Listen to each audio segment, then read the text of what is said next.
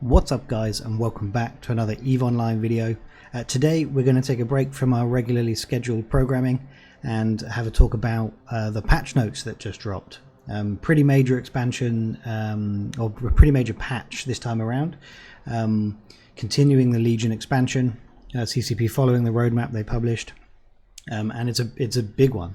There's going to be a whole host of changing meta in PvP, PvE, across New Eden, which is pretty exciting. It's always nice when the meta changes because it keeps things fresh.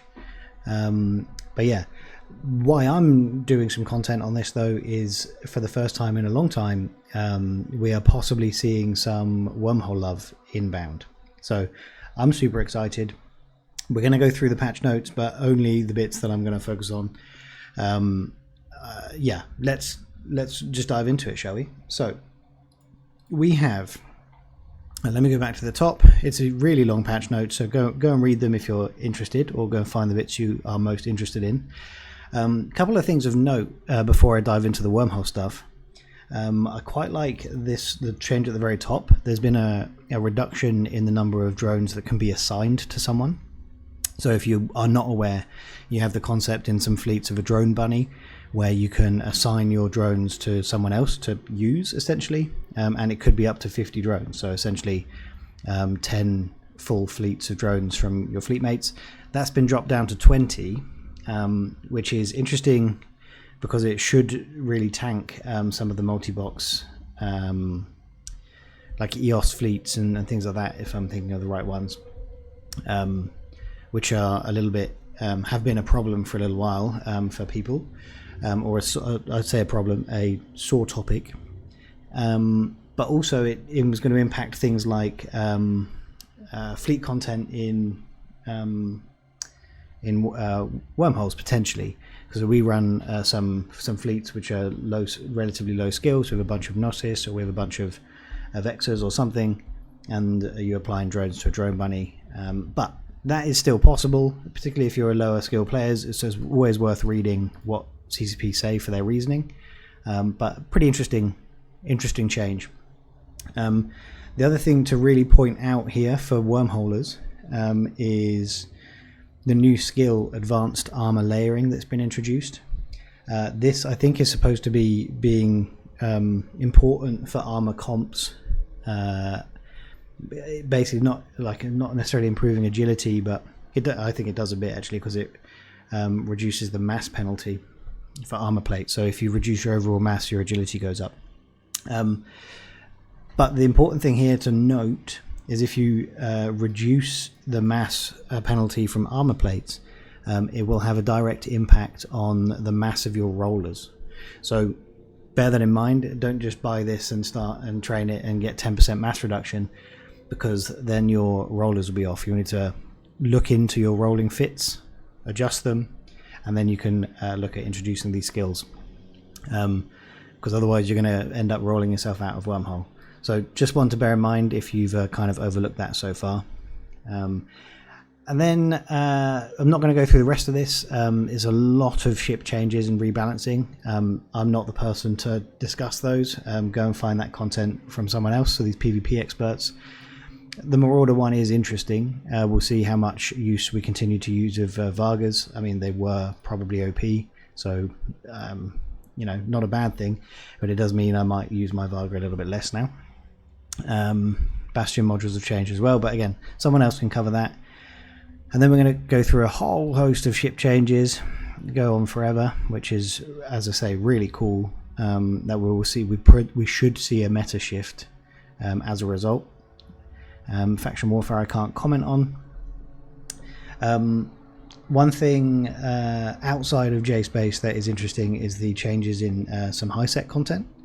So auto Thysian Lancers, largely harmless things that just float around and don't do anything unless you're carrying a corpse, then they'll just blow you up. Or if you aggress one, which would only ever be an accident, or if you're a new player, then they will just blow you up. Essentially, you need an incredible fleet to take them on, because they spawn drifter fleets. So no more auto Thysian Lancers in high sec, which I think probably makes sense to protect newer players. And same for forward operating bases, which is an interesting one. Again, I'm not going to go into what that content is right now, but it was a pretty good moneymaker for those people that would run them. So I appreciate trying to reduce the risk to newer players by getting diamond rats out of high security space. It also will stop them just attacking random structures, reinforcing them in high sec. But there is a bit of content that's been taken away from high sec, so possibly a drawback to it, but I understand the general sentiment behind it. And then before we dive right into the wormhole stuff, one other interesting element, is the increased buy order quantities for sleeper loot, and of course road drone infestation data from Poshvin, but sleeper loot. If you are like us and run a corporation, and you run and we start running regular PvE fleets, sleeper loot does add up, and it hasn't been yet, but I'm hoping it will be in the future, but that won't be, of course. Can be annoying if you take all your stuff off to NPC buy orders and you have to do stack splitting, and it just, there's a slight drag. So they've just increased the NPC orders massively, so that you can just sell in bulk, which is cool. I'm not going to talk about freelance jobs or Poshvin, that's not me, but that does take us down to wormholes. Although, just FYI for anyone who hasn't noticed, because this might impact on how we're going to look at Metanox drills in JSpace. They have increased their cost quite significantly. It's gone up by a third to run. So that's something we have to bear in mind. That already the profit margin was incredibly small. We'll need to look into whether there is any profit to be made anymore by having a Metanox in JSpace, and then it just becomes a question of a trade-off between time going to haul the materials from market or not, and what our time is worth versus the money being lost by running a Metanox. That's the new question. So we'll see how that goes. Can't comment on it just yet. And wormholes. So I actually don't know a tremendous amount about the impact. I'm going to share my opinion, of course, but until it comes into play, we don't really know much about the impact. But what I'm really excited about here is, positive or negative or not, however these turn out to be, they are all these changes appear to be a genuine attempt from CCP to improve the quality of life in JSpace. And quality of life changes are a very, very positive sign that there is more good stuff to come in wormholes. Why do I say that? Basically, what is the point in investing the resources and energy into doing minor quality of life improvements in one area of space if you're not about to give it a load of love and attention? I believe just leave it as it is if you're not interested in it as an area of space. So this is hopefully a precursor to a kind of a big shift and a lot of love coming into JSpace, and I'm here for it. I'm very, very excited. But so, what do we got? First of all, this is exciting for me and my corporation because we live in a C4 wormhole. We are going to get, at last, wandering K-space connections. So this is wormholes that lead to high, low, or nullsec space. C4 to date is the only class of wormhole that cannot ever connect directly to K-space. C5, C6 have wandering, C3 have C2 and C1 all have statics. C4, it was impossible. We now have wandering wormholes to all parts of K-space opening up, which is awesome. It does say they're going to be significantly rarer than those in C5 and C6, which is fine. It's just nice that it will happen. We need to make an assessment as to how much it impacts our day-to-day as it takes hold. But this is just super, super cool. Why is it cool? Basically, it just means more content. And that's super exciting. We just want content in JSpace. So, if we can get a high-sec connection That doesn't necessarily mean more content, but it does occasionally ease some logistics if we can get lucky in that regard. If we want to haul in a bunch of stuff like a Fortizar or something, or a load of ships, or get a fleet in, and want to do it in relative safety, if we got a HiSec connection directly into our system, we could roll up our statics, essentially close down the system, and just bring everything in through HiSec and do it in relative safety. So that's quite nice. The other two, low-sec and null-sec, is just content. Could be low-sec mining, could be access to faction warfare, could be any of that. Could be null-sec roams, and we can stage directly from our wormhole instead of having to go down chain and do it. It's just nice. So that's very exciting. And we're here for it. These changes are wormholes that connect from C5 and C6 into nullsec, and they're going to spawn more frequently. What will be interesting is what the relationship between these two statements is. These wormholes will be significantly rarer than those found in C5 and C6 systems. But is that before this change or after this change? Because if the nullsec wanderings are going to spawn more frequently, then maybe that doesn't mean these will be too rare. So we'll see. But yeah, this is also a content change, just giving C5 and C6 more access to nullsec to go on roams and wreak havoc, which is also great. These are some interesting changes. This is the scan level, so how difficult it is to scan down certain wormholes. The reasoning given is also interesting. Basically, what they've done is made it so that wandering wormholes and static wormholes will appear at different scan resolutions to make it easier to figure out what you're scanning down as you scan it down.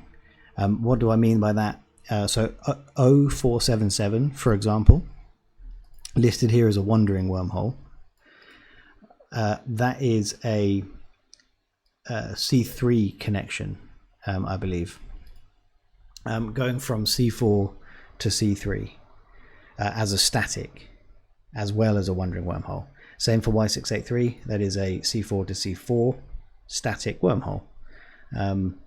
So if by adjusting the wanderings to make them level 1, presumably, and I don't know, I'll need to check in game, the statics are level 2. So now when you're an experienced scanner, you'll be able to say, okay, I'm scanning this one down way too easily, it's just wandering, I need to find my static, and you can give up and scan down another one. So that is could be a positive change. We'll see again how that goes. The other one, J492 wormholes, will now appear within wormhole systems. This one is very interesting because there's almost nothing on online about what a J492 wormhole is. One person on Reddit posted the question after these patch notes, and there is one Russian EVE website which seems to have it listed.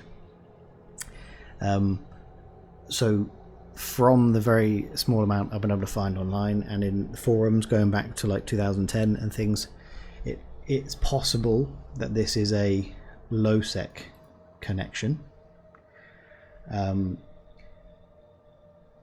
to what basically to a C8 connection, which is low-sec. What's not clear is whether it's a random low-sec connection or if it's to a specific named system like Turner. I've actually forgotten what the name of it is off the top of my head at the moment. Let me just check. Someone mentioned it on my Discord. Tabitzer.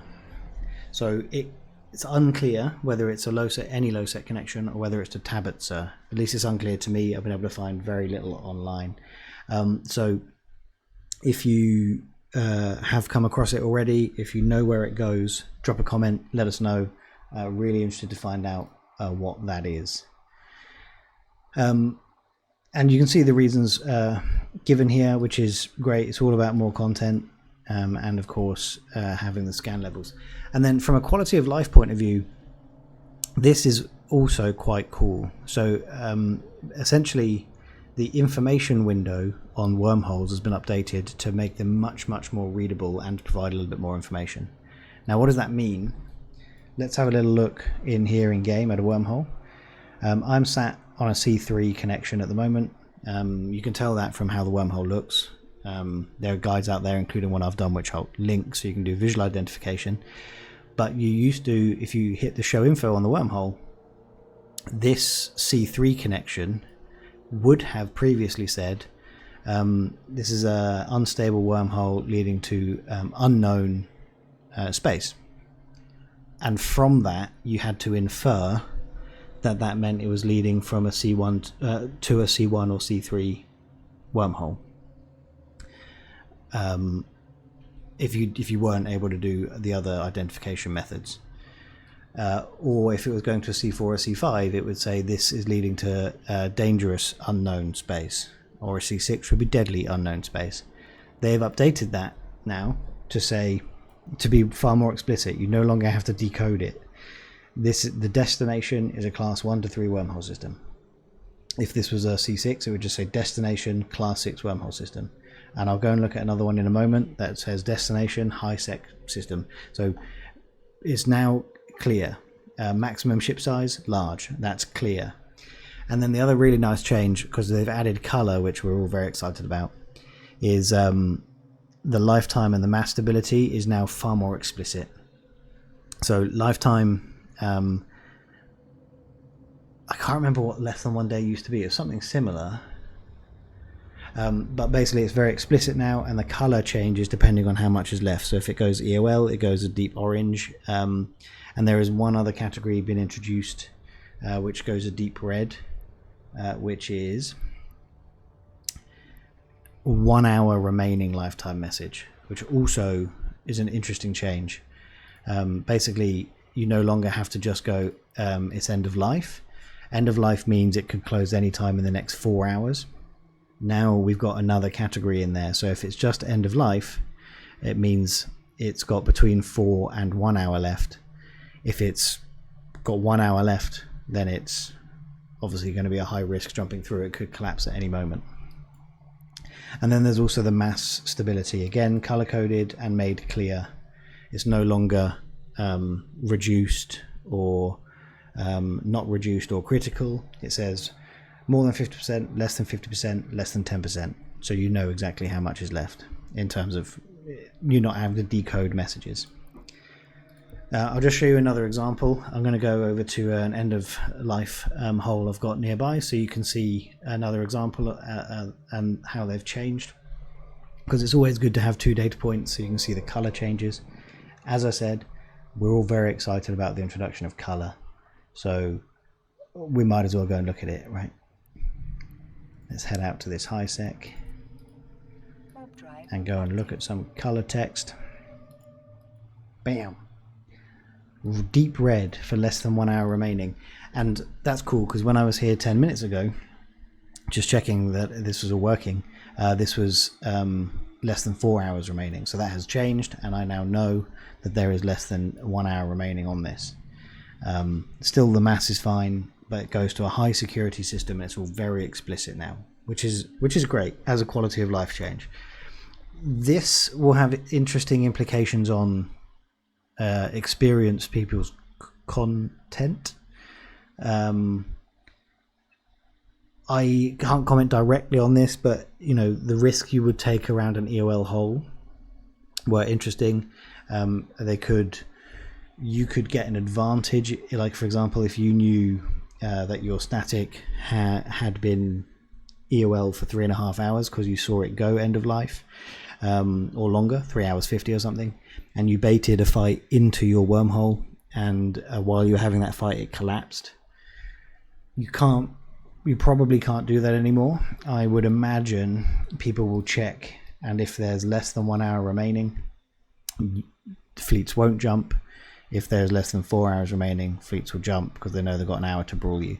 So maybe things like that will disappear, but they're pretty rare anyway.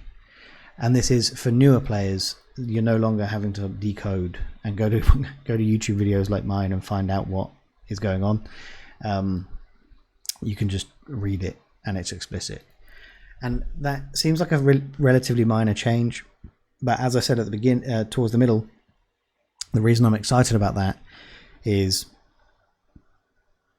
I think it's paving the way for an additional larger or more impactful change to JSpace, probably riding on the back of the Drifter crisis and the Empires moving into the Drifter wormholes. I did actually pop my head into a Drifter wormhole the other day, and the Empires are building some massive structure in there, so something is coming, and I think these changes are paving the way for more engagement in Wormhole, so making sure that they're that little bit more accessible to newer players, so when the content comes they can jump in as well. They're all the things I wanted to cover. I've actually rambled for a bit longer than I thought I was going to. Yeah, exciting time. Looking forward to seeing what these changes bring. And yeah, thanks for watching, guys. Hope you found it informative. And I will see you all in the next one. Cheers.